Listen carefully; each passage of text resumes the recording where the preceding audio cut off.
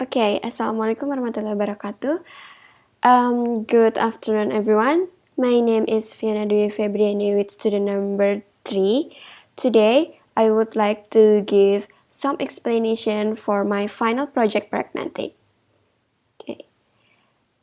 So, the final project of my Pragmatics, I'm searching from the journal with title Illocution on Speech Acts of Foreign Students in Indonesian Learning by Latifah Tribudiasi, Andayani, and Muhammad Rohmadi from Universitas 11 Maret. So the first of this content of this journal, there is abstract. Basically, in this research discusses illocution on speech acts of foreign students in Indonesian language learning. Illocution is a speech that shows the state of language relating to the situation in general and aims to express something from the speaker to the partner. This research aims to describe the forms of illocution done by the Indonesian language students. This is qualitative study. Observation, interviews, and documentation methods are used to collect data. The data are the utterances containing illocutionary forms such as assertive, declaration, directives, commissive, and expressives. In learning activities, the data source in this research is the speech acts of foreign students in Indonesian language learning.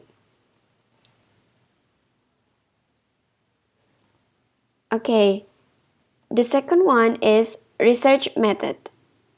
The method in this research is a qualitative approach. The qualitative approach is an approach that aims to build knowledge statement based on constructive or perspective. A perspective participatory, like Creswell in 2003 said it. Research data consists of primary data and secondary data. Primary data are the first data obtained, recorded, and collected by researchers. Primary data in this study are obtained directly by researchers through observation and interview against the Indonesian language teachers. Foreign students are Indonesian. Language learners and the manager or coordinator of the Indonesian Language and Technical Implementing or UPT, Language 11 Maret University, secondary data are data that are not observed by researchers directly. For instance, through other people or documents. In this research, secondary data were obtained from researchers' documents, photos, and videos in the Indonesian language learning activities in the form of acts of said locution, illocution, and perlocution by students in implementing technical unit Language 11 Maret University. The data source in this research are three. There are informant, documents, and library studies.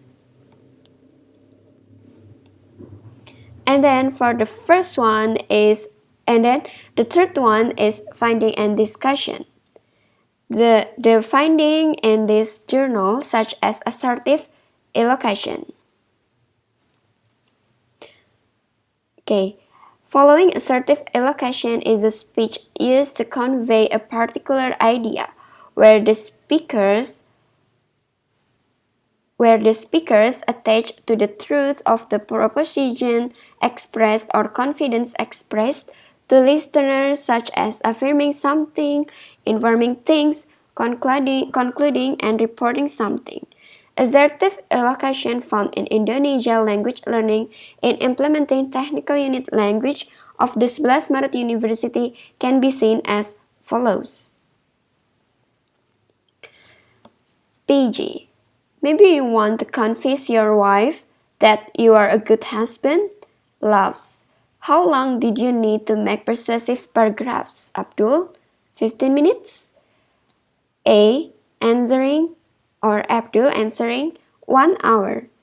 PG. not more than 1 hour. It's too long.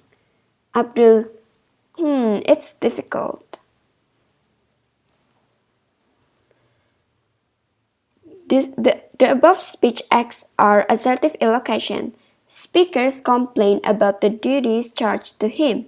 It is seen in the speech that when PG asked Abdul about the time needed for the task and Abdul as foreigners responded to such a question, he is not able to guarantee if he had to complete the task by the time offered by PG. Assertive illocution produces a report that is feasible from A or Abdul response stating that the task is too difficult if he had only 15 minutes to do. So, this form of speech act on this speech is complaining against the given task. The second one is directive illocution. Directive illocution is a speech that aims to produce an effect to the listener, the form of action or the intention to make the listener to do something. Directive illocution found in Indonesian language learning is as follows. PJ, you cannot, it's too long. Our topic today is persuasion. Persuasion is convincing someone to believe it, but you have to make it in Indonesian. How long do you need? 15 minutes is enough, okay? Nedu, is 15 minutes enough? And then Nedu answered, 1 hour. The speech act is directive illocution. Speaker asks to the listener whether 1 hour is enough to complete the task. So the form of act is said to give effect on the listener, PG, in order to give more time to the speakers, or Nedu. The directive act was conducted by PG, who asked Nedu to answer the question how long it took to complete the task.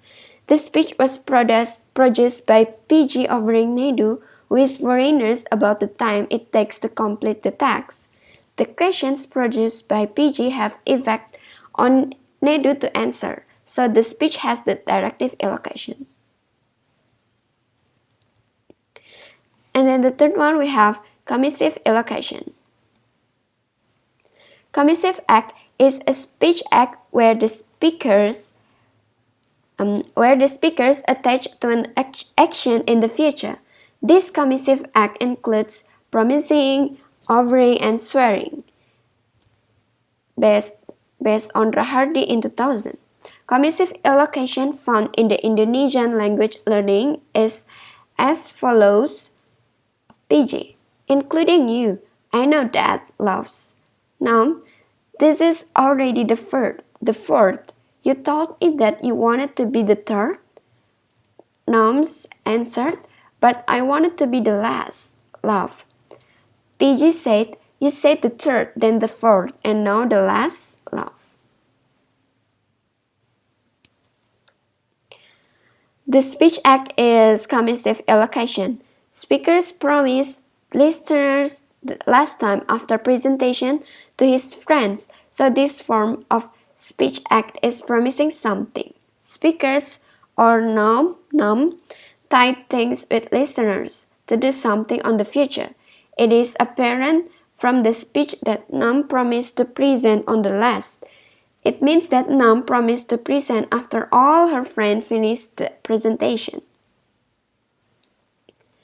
The last finding is expressive illocution. Expressive illocution is the action expressed. This expressive attitude, according to Rahardi in 2000, is like to say thank you, congratulate, apologize, blame, praise, and say condolences. Expressive illocution found in learning Indonesian language in implementing technical unit language of the 11 Maret University is as follows. J. Mom, today I bring a friend. He is studying at Pajajaran University. Forgive me to often bring friends into the classroom. And then the PG said, it's okay, just bring your friend to learn Indonesian. The speech act contains expressive illocation. Speaker apologized to both parents, PG, because the speakers brought his friends to follow the teaching and learning activities in the classroom. So the form of act is categorized as the apology. Speaker apologized to PG with the hope that PG forgave and let him bring a friend. G, to follow the teaching and learning activities. So the form of act is categorized apology or expressive.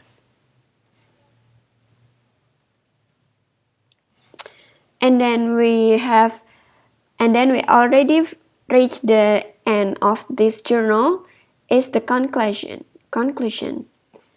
The conclusion is the act of speech illocation aims to state something in order to influence the listener to the something according to what the speaker wants.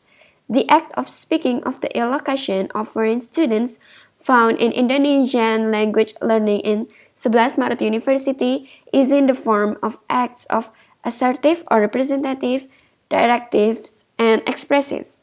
In this study, the researcher found data of assertive, in the form of complaining, confirming something, and expressing opinions.